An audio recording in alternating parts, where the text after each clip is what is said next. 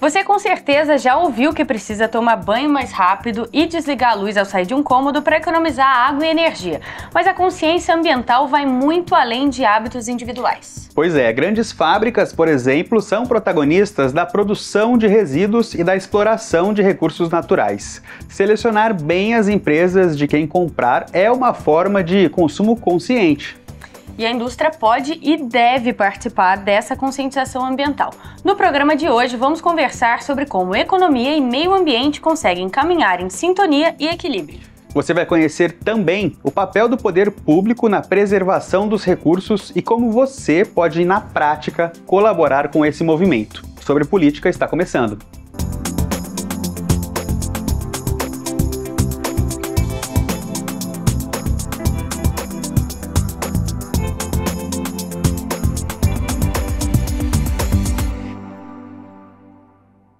Oi, tudo bom?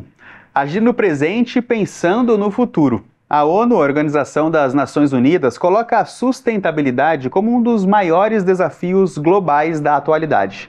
Um problema complexo que envolve economia, sociedade, meio ambiente e muitas outras frentes.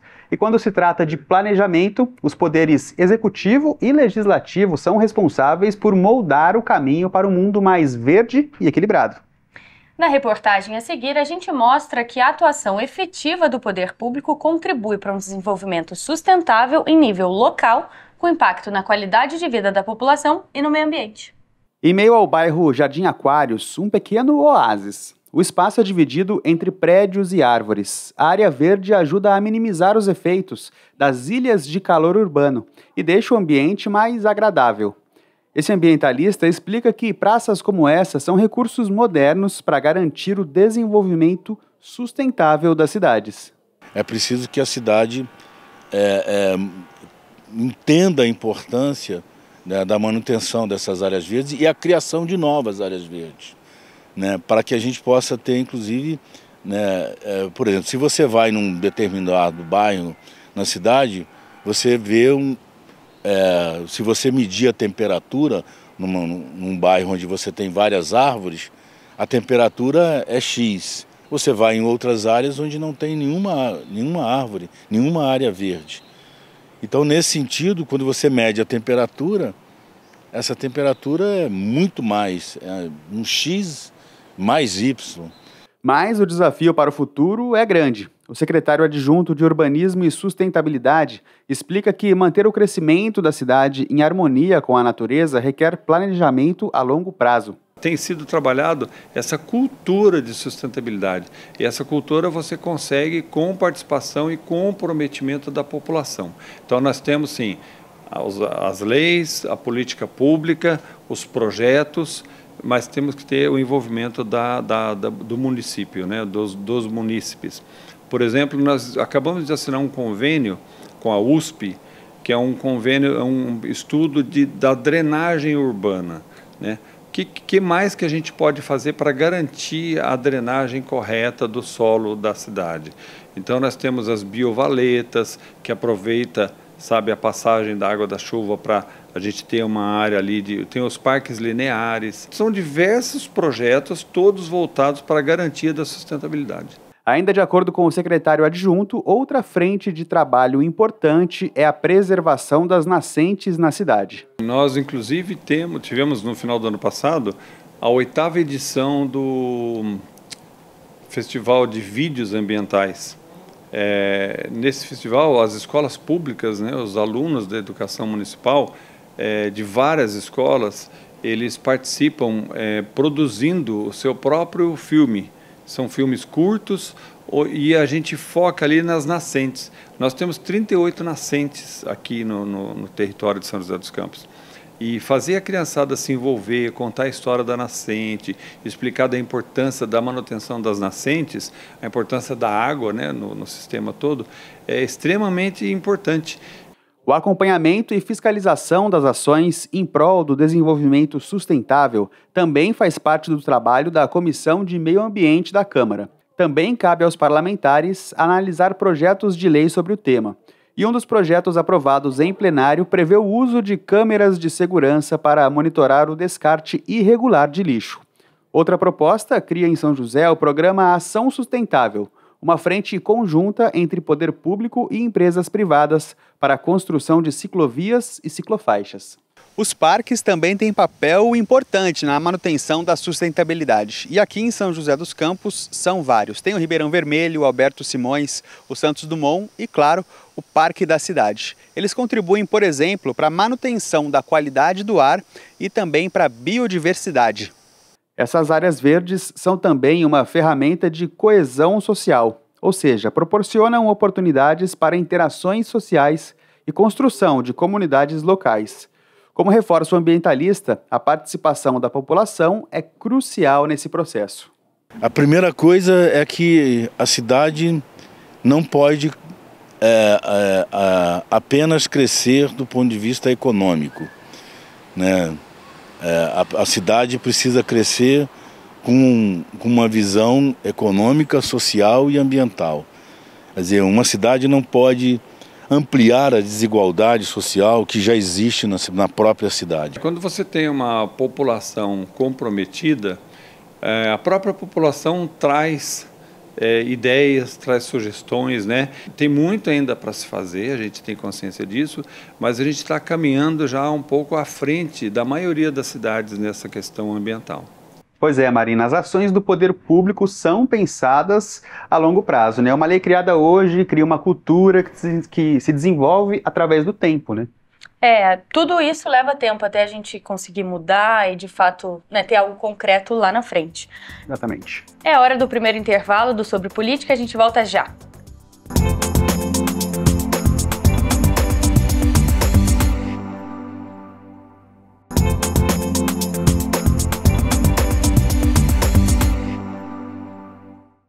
Voltamos com o Sobre Política, hoje falando a respeito de sustentabilidade. No primeiro bloco, nós mostramos o papel do poder público no desenvolvimento de políticas e também de uma cultura de preservação e desenvolvimento.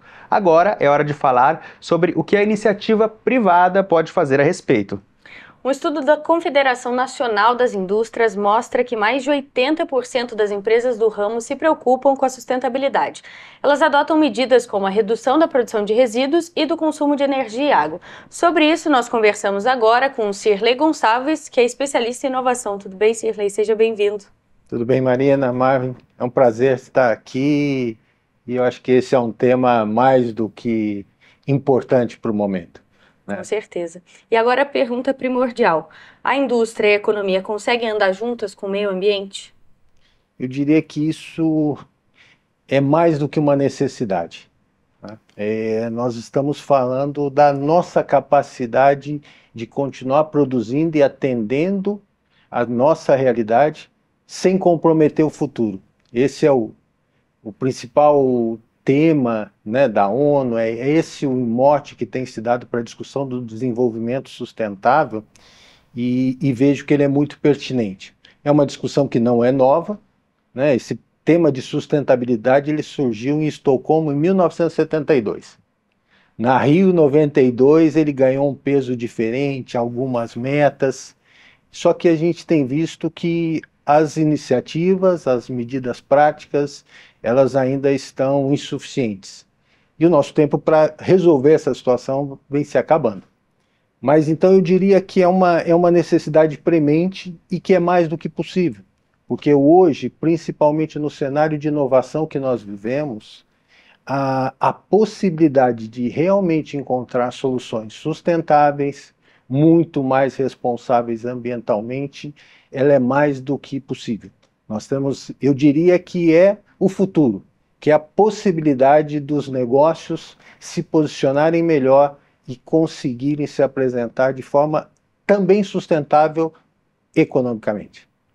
E, Sirley, hoje aqui em São José dos Campos, por exemplo, já há algum tempo tem o Código de Obras, que as novas construções devem atender ali algumas demandas de sustentabilidade estabelecidas pelo poder público, né, pela prefeitura. Sim. Em outras instâncias, que não a construção civil, também são necessárias medidas assim, né, o estabelecimento de alguns padrões para o desenvolvimento, ou as empresas conseguem se reorganizar de forma independente? Como funciona essa parte? Essa questão, a regulação ela vem crescendo em todos os aspectos, em todos os segmentos.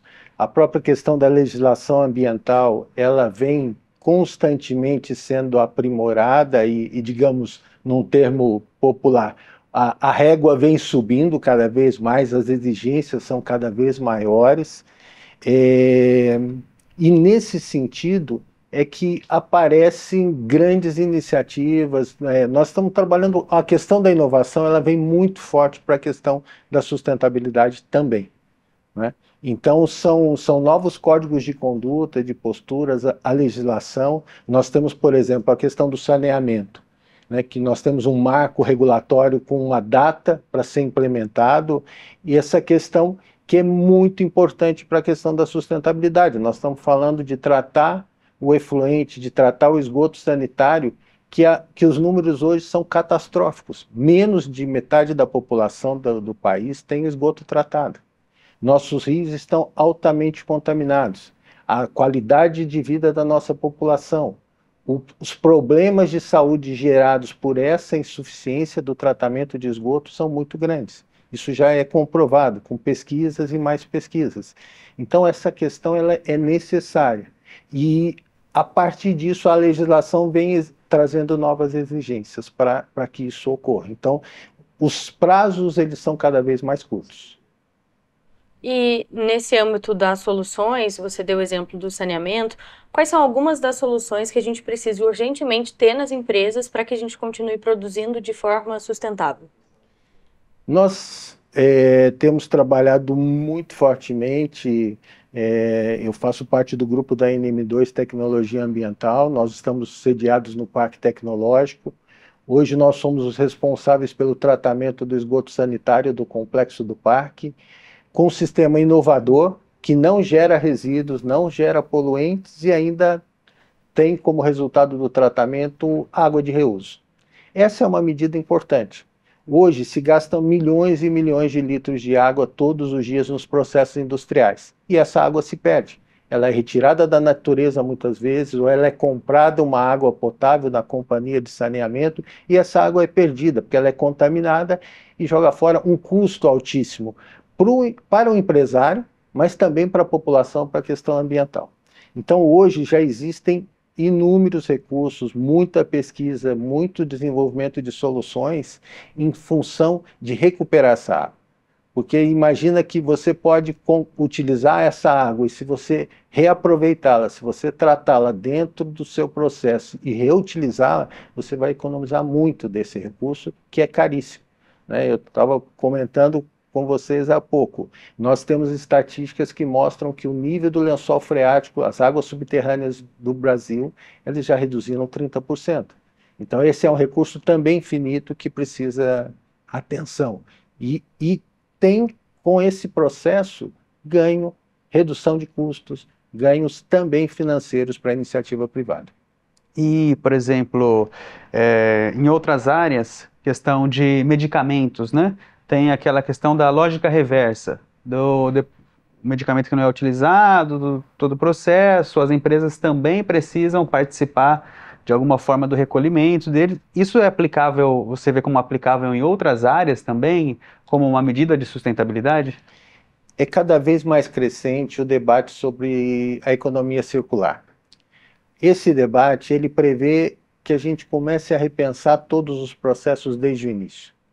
Na hora de lançar um produto, é fundamental que eu pense quanto tempo de uso ele vai ter, qual é o material, qual é o recurso natural que ele vai utilizar, como eu posso reaproveitar esse produto depois da vida útil dele resolvida e como é que eu vou destinar aquilo que não for mais possível de ser utilizado.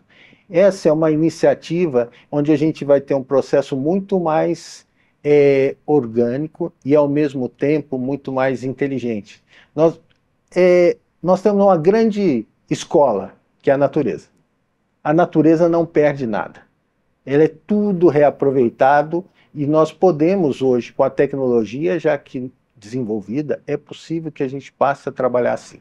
Nós tivemos problemas antes, né? A população foi crescendo, a necessidade de aumento de produção foi crescente e a gente precisou dar respostas de uma forma.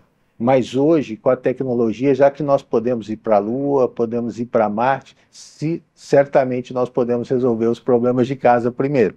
Acho que é mais necessário, inclusive. Então, já existe tecnologia e a cada dia mais novas tecnologias vêm surgindo e é possível a gente encontrar essa solução com produtos muito mais inteligentes que vão impactar menos o ambiente e vão trazer ganho de sustentabilidade para o planeta como um todo.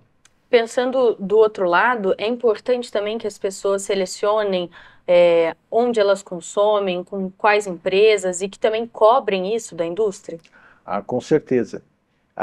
Eu tenho a minha filha caçula de 24 anos, que já desde pequena ela não usa produto cosmético em empresa que faz teste em animais. Né? Então, essa questão, a responsabilidade, ela é de todos. É nossa na hora de selecionar o nosso lixo na distribuição, é nossa na hora de pensar o que vai ser consumido, qual a responsabilidade daquele fabricante do processo de produção.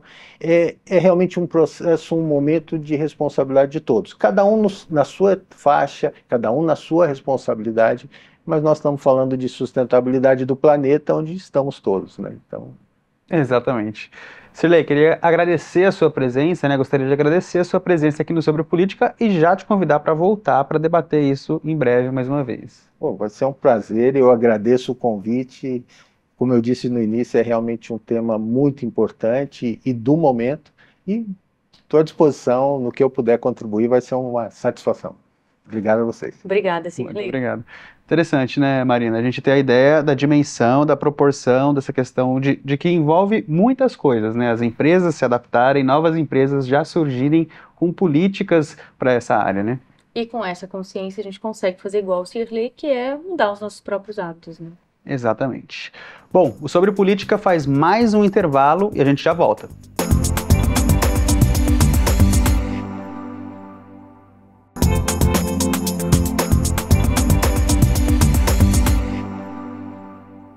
Sobre política de volta, me diz uma coisa, você sabe o que quer dizer o termo redação final?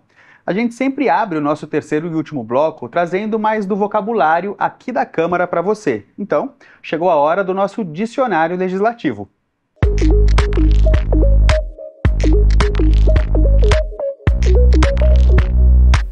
Após a votação de um projeto de lei, caso ainda haja dúvidas sobre a matéria, o presidente pode encaminhar a proposta à Comissão de Justiça, que tem a prerrogativa de apresentar emendas para corrigir erros de linguagem ou contradições. Feitas as correções, está pronta a redação final do projeto, que deve ser votado em plenário para passar a valer.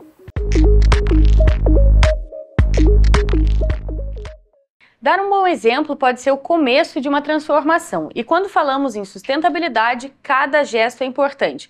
Reaproveitar a água, separar o lixo, cultivar a própria horta. Você confere agora uma reportagem que mostra que é possível sim viver de maneira mais sustentável com algumas mudanças na rotina e nos hábitos. O quintal da casa do Rafael não é só uma área verde. Aqui ele coloca em prática algumas das ações de sustentabilidade que adota no dia a dia.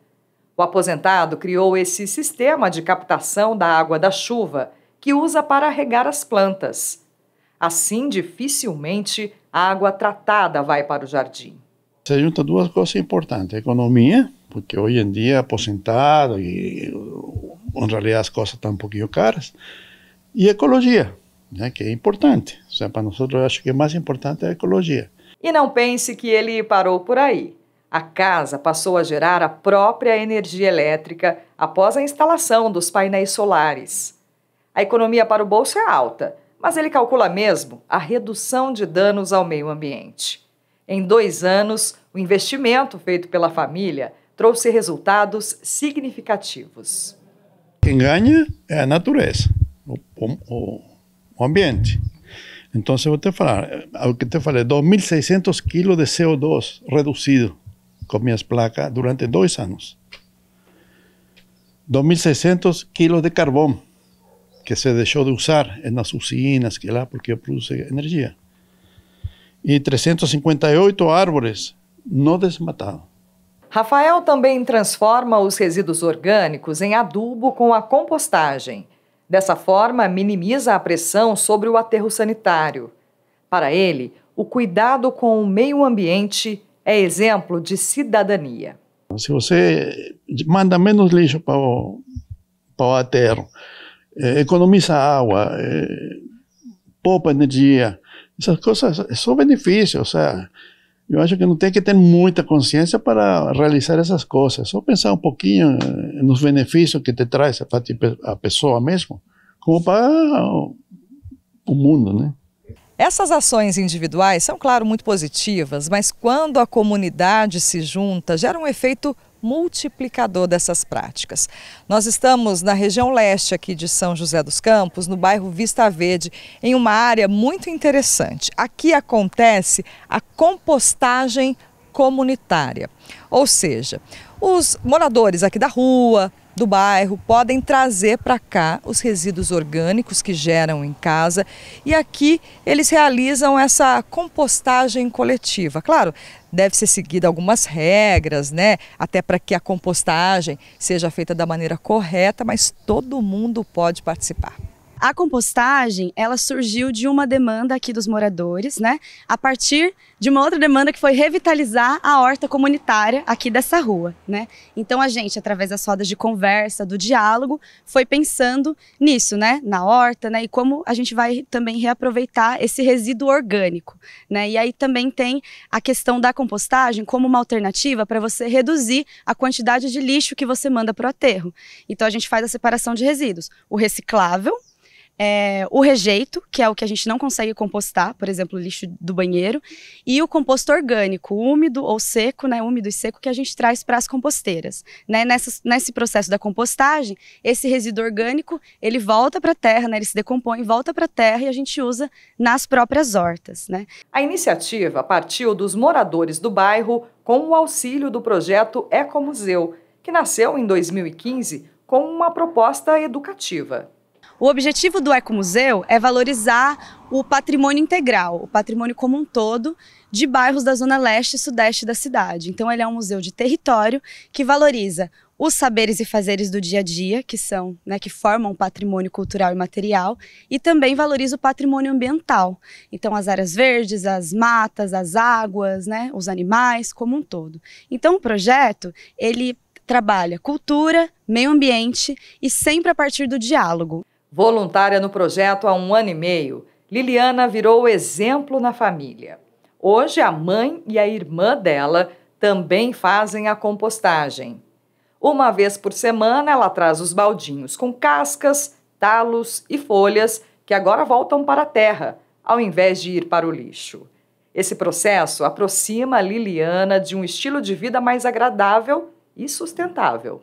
O potencial é enorme, cada um dentro da sua possibilidade, fazer em casa, no todo vai fazer uma grande diferença, né? É uma maneira de unir as demandas individuais e, assim, de alguma maneira é uma ponte entre a comunidade e a prefeitura, os órgãos públicos, né? Pequenas ações, como as do seu Rafael ou dos moradores do bairro Vista Verde, aos poucos vão se somando e o que parecia pouco é capaz de mudar a realidade. Cada um pode contribuir. Por que eu falo isso? Porque nas nossas casas a gente acha que é muito difícil, né, contribuir para o meio ambiente, mas são atitudes individuais que também fazem a diferença. Então a gente fala muito e valoriza muito o que é de fora, mas e o que é nosso? Né? O nosso bairro, as nossas áreas verdes, as nossas nascentes, né, as nossas árvores, a gente também deve preservar, valorizar, para isso fazer diferença também na nossa qualidade de vida.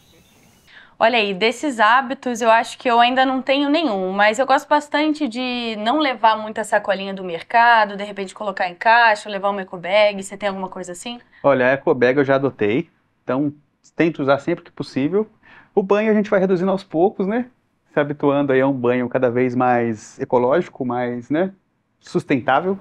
E vamos aderindo novos hábitos aos poucos, né, Marina? É aquilo que a gente vai falou. Aprendendo. Oh, desculpa. É aquilo que a gente falou mais cedo no programa, né? Uma cultura que leva um tempo, mas a gente vai se adequando. Sem dúvida. Bom, gente, termina aqui o Sobre Política dessa semana. Para rever esse e outros programas é só acessar o nosso canal no YouTube, youtube.com/tvcâmarasjc. Acompanhe a gente também pelas redes sociais, lá é o @tvcâmarasjc. Serve tanto para o Instagram quanto também para o Facebook. E não se esqueça do nosso encontro marcado toda terça-feira às 3h30 da tarde, ao vivo pelo YouTube ou no canal 12.3 da sua televisão. E a gente também tem as reprises durante a programação na semana, então fique ligado. É isso aí, gente. Tchau, tchau. Até semana que vem.